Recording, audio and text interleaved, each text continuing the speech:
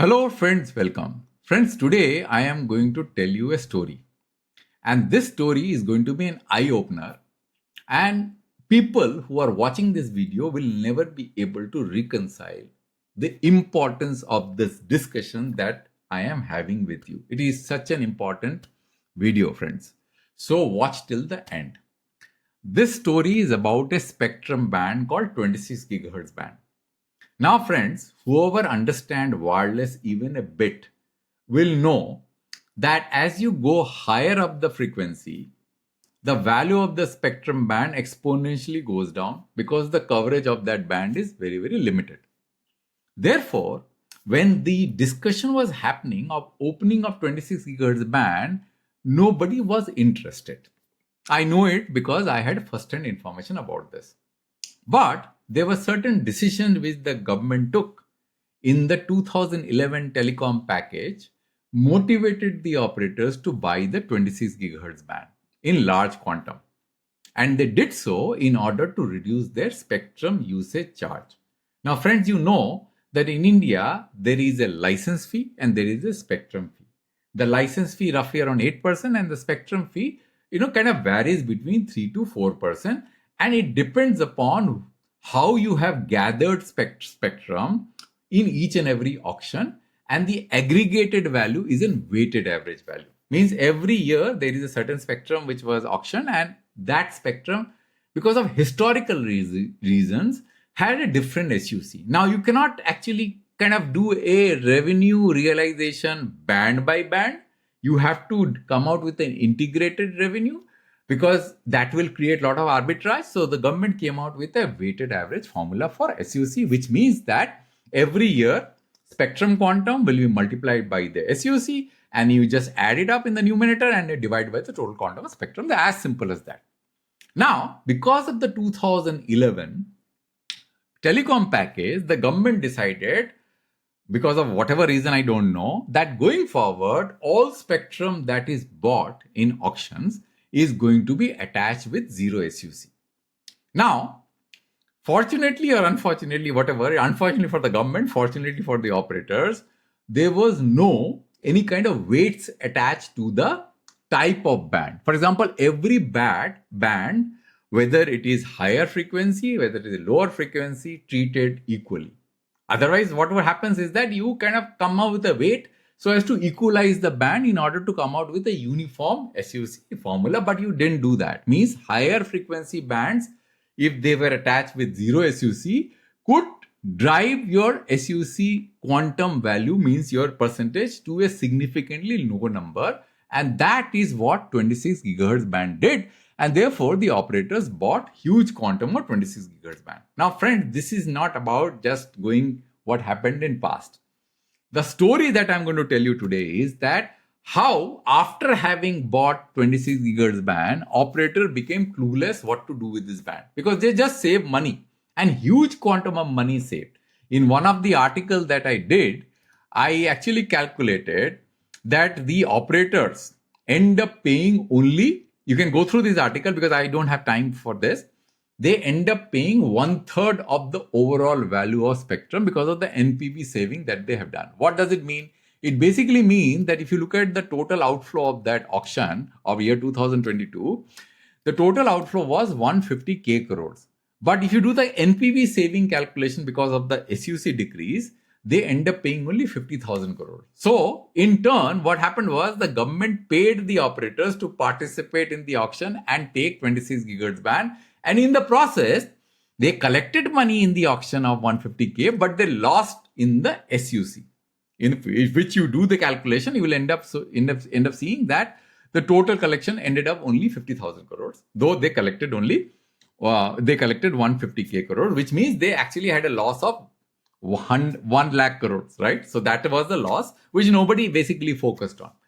This video is not about that. This video is what happened after the 26 gigahertz band was taken by the operators. Now, what are the possibilities that exist in this band because of certain technological reasons, pricing reasons, economic reasons, and regulatory reasons? That's what I am going to discuss with you today. And you will find that this band has become the most valuable band for FWA deployment.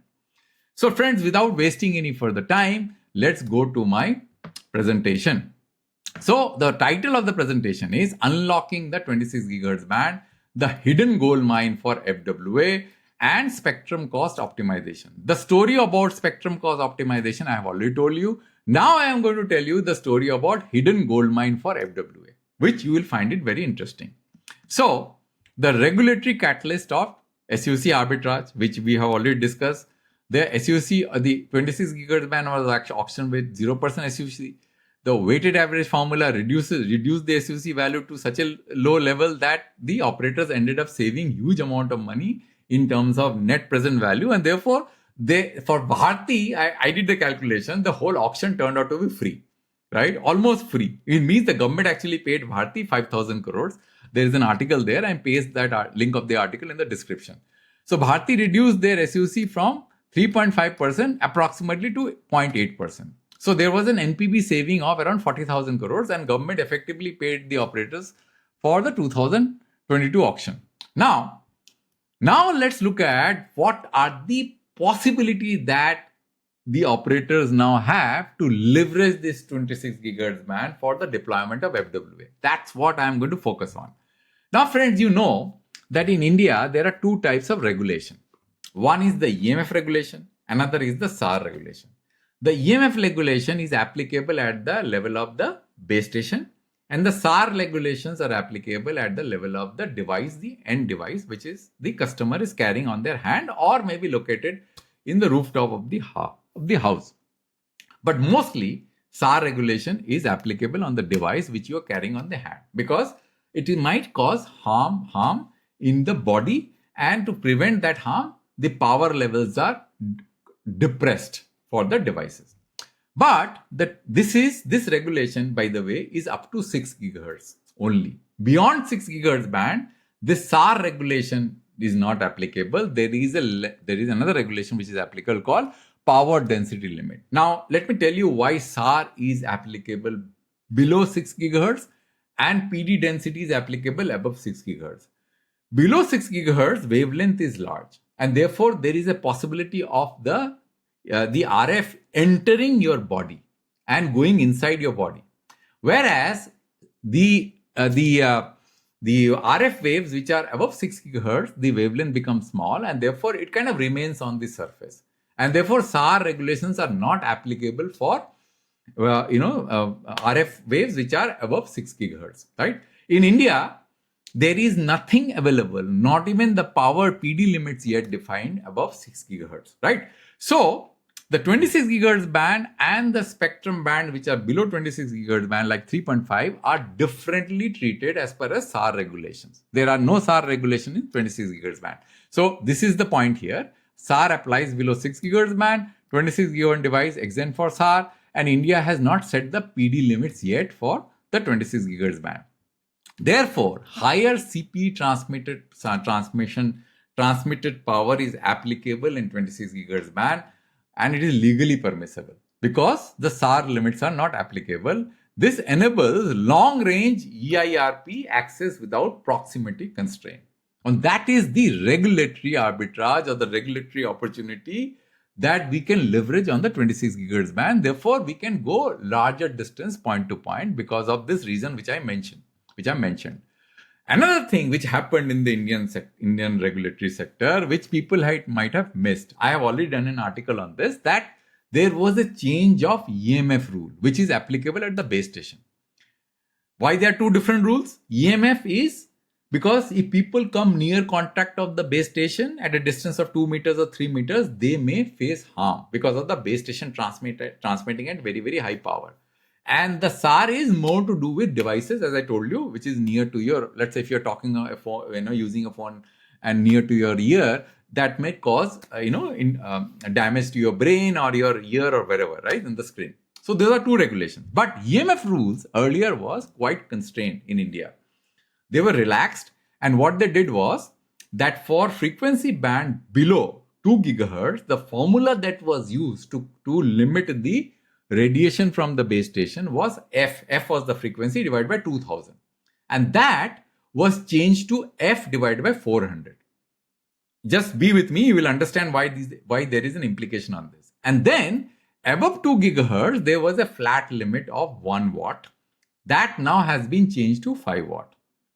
Now, if you are going to have a BTS cluster of all kinds of base station, including 700, then your ability to transmit power is dependent upon the frequency band which is the lowest. For example, 700 means that you can't transmit more than 1.225 watt, which is 700 divided by 400, even if you have a base station which is 26 gigahertz band where the limit is 5 watt. You understand now? You understand the difference? So, DOT's EMF relaxation of 2024-25 is going to be very, very crucial for enabling a higher reach for 26 gigahertz band. So, it has increased the power level from 1 watt to 5 watt because 26 gigahertz band will be mostly deployed on poles. It is never going to be aggregated with 700 megahertz band. So, therefore, this is extremely, extremely important from a BTS capability. It applies to non-co-located BTSs. So, it is 37 dBm plus, let's say, if a 20 dBi gain of the antenna, you can transmit a EIRP of 55 dBm, which is huge in 26 gigahertz band because 37 dBm is what? 5 watt. And then 20 dBi is, you add that on top of it, you get a 55 dBm EIRP, right? Ideal for rooftop or pole mounted deployment. Now, FWA over 26 gigahertz band, high capacity, low cost access. Now, FWA, this band of 26 gigahertz band, we ideally bought for 5G devices, right? Because 5G is millimeter wave, there were beam steering, a lot of other technology to harness the maximum capacity of FWA. Now, in India, the basic problem is the focus is not that how to harness the maximum capacity of the band. That's not the limit. The limit is the paying capability of the end consumer. Now, if you're going to deploy 5G in 26 gigahertz band, then your device cost is going to be so high, then this whole band is going to be useless. So it is better to use this band for a different technology, which is deployed in 60 gigahertz band, which is kind of an Wi-Fi variant, right? So if you are going to use 26 gigahertz band for Wi-Fi variant, then because the quantum of spectrum is so huge, you can unlock value much more than what you are able to do in the 5 gigahertz spectrum, which is unlicensed band. And that is what I'm going to tell you, which I already did a video earlier, the UBR mystery of Reliance Jio. I'll paste a link of that article, of that video in the description. You can go through that. But this video is not about that. It is about what kind of flexibility and regulatory arbitrage exists in 26 gigahertz band, which one should leverage. It is not just about FWA, and you can see that you can further reduce your SUC on account of microwave links and E-band links. And let's look at those also.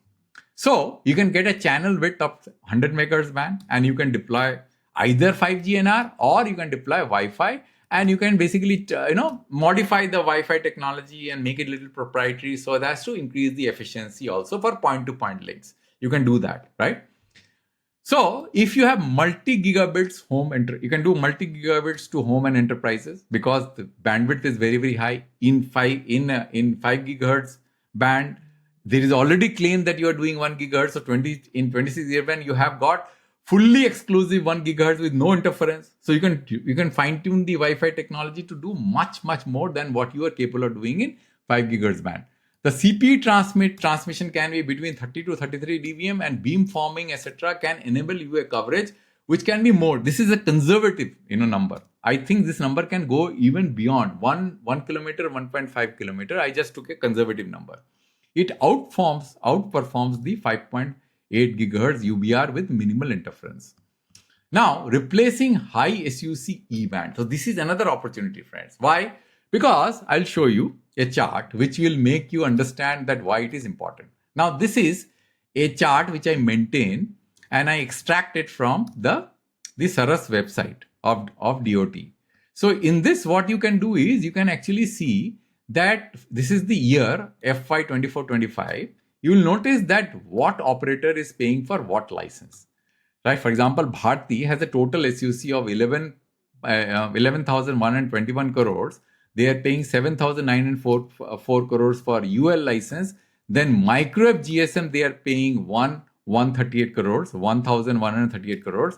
The USL ISP license, they are paying 662 crores. GSM, they are paying 337 crores. Then they are paying some NLD license. Then E-band, they are paying 296 crores. So this microwave access GSM and E-band is a substantial amount, right? Now, if you can shift some of these links of microwave access GSM to 26 gigahertz and create a point-to-point link using a proprietary technology, because then you can control the antenna from one point to another, maybe 2 kilometers, 3 kilometers, very point, because these are anyway in 14 gigahertz, 15 gigahertz high frequency. 26 gigahertz band is not far behind. So you can save this amount, right, today that you have taken from the government. Similarly, E-band also, very high frequency band, right?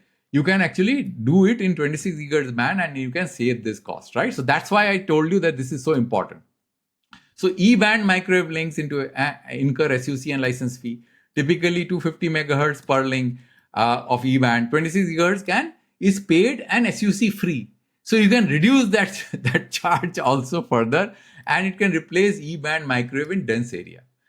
If you can do Wi-Fi, you can do this also, right? If you are thinking of doing Wi-Fi, you can do this also. Supports both backhaul and FWA in the same node, right? So regulatory and technical summary, right? I'm just going to give you a summary. 5.5, or we can say 5.8, whatever you want to call it. There are no SR limit, PD limits. There are no maximum EIRP for point to multiplant is 36 dBm. EMF BTS limit 1 watt only indoor, right? Interference level is very high, and backhaul's suitability is limited. 3.5 we all know, right? Now 26 gigahertz band, no SR limit, only PD limits, which we have not specified yet. You can do up to 55 dBm beam forming, 5 watt if standalone BTS is used. Interference level is virtually nothing, zero, and ideal for point to point and point to multipoint, right? So strategic impact for Bharti and Jio. We can monetize unused 26 gigahertz spectrum by doing somehow a proprietary Wi-Fi.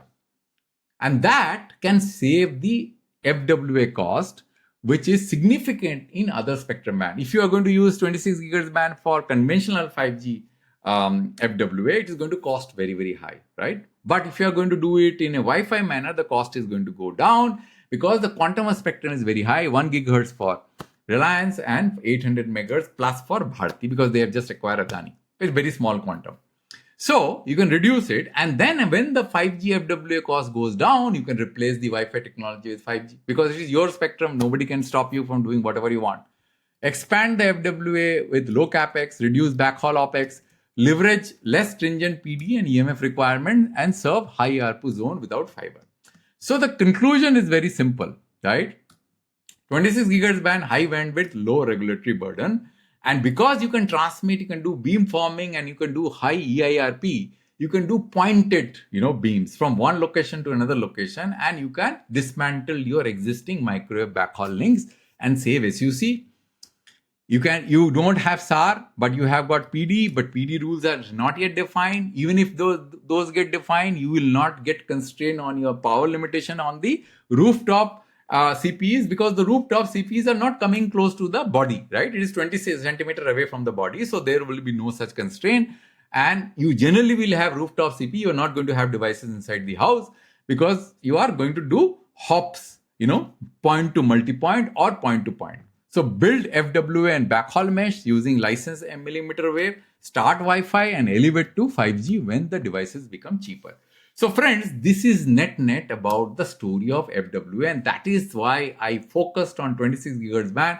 This band had no takers in the beginning when the auction was getting conceptualized. Later, because of the 2011 Telecom package, operators bought it just to reduce their SUC. Now, inadvertently, they might not have even thought of this opens new opportunity for expanding FWA coverage in India, because of the population doesn't have the capability to spend. They don't have the capability, because FWA are not like mobiles, The ARPUs are higher. The cost of carrying data is higher, because the amount of data that an FWA subscriber consumes are huge. So you cannot basically compare with mobile, which is fraction. So that will not have volumes. International volumes are less. So India has to innovate to come out with a new concept of connecting all the places where you cannot take fiber. FWA is the only solution. It scales well, provided there is a low cost version that India can achieve. But we have to be mindful of the fact that you cannot classify this as 5G. If you're going to do a Wi-Fi, then call it Wi-Fi. And then as the 5G cost reduces, you convert this to 5G going forward, because the license period is 20 years. The cost of 5G devices are going to come down, and then you can implement this in new bands also as and when new spectrum is available. Thanks friends for the time, and I hope that you like this video and you can understand what kind of opportunity exists in 26 GHz on FWA, which is almost at par with spectrum band, which is a lower frequency band, because of non-SAR applicability as well as the rooftop implementation where even PD limits may not be applicable. Thank you very much, friends, for your time and listening till the end. And I'll come back with a new video and a new topic next time. Thank you very much for listening till the end.